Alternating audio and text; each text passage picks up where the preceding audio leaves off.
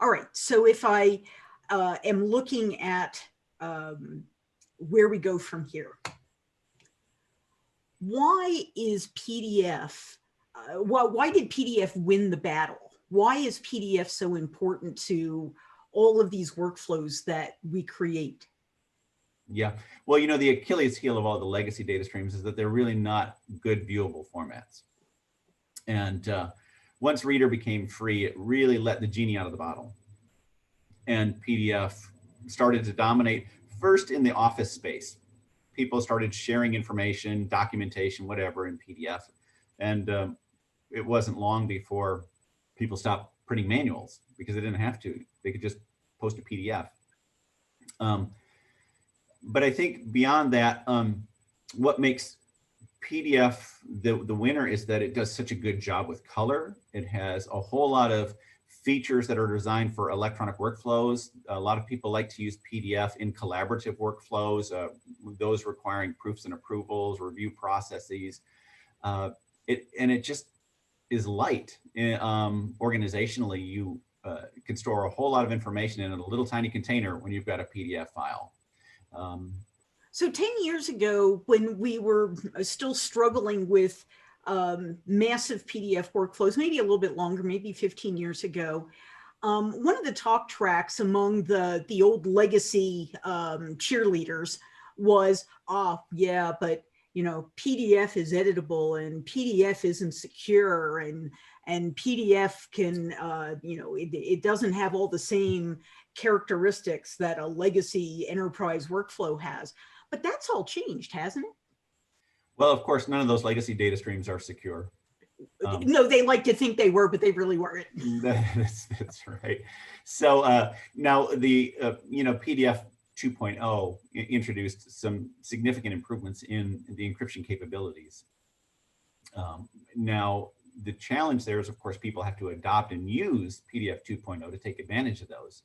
But you know, mostly it's anecdotal information about the risks that people are presented with when using PDFs. If you don't embed content in them that isn't just presentation information, you're really not exposed. Makes sense. But how does the versioning really work in PDF? So if I'm using one of the common document composition tools or something that, you know, the guys in the back room cobbled together to execute to produce PDF, I'm assuming that that a PDF emitter has to know what the standard level is that it's trying to meet. So do I, as somebody who's sitting in an enterprise or a commercial print shop, do I have to go bug my document composition people and the designers and ask them, hey, are you PDF 2.0? Am I secure? No, typically you don't. What's amazing about PDF is that even some of the very oldest versions of PDF provide amazing functionality for people to build documents around.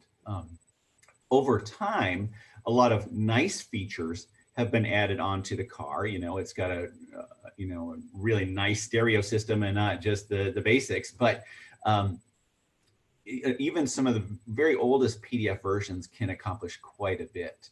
So we don't find that the PDF version is particularly critical, except for when you want to use some of the very newest features, because obviously encryption technologies improve over time. And there are some other benefits that are very targeted in the benefits that they convey. For example, one of the reasons that JDF is really useful is that it allows people to set up finishing information for the printer.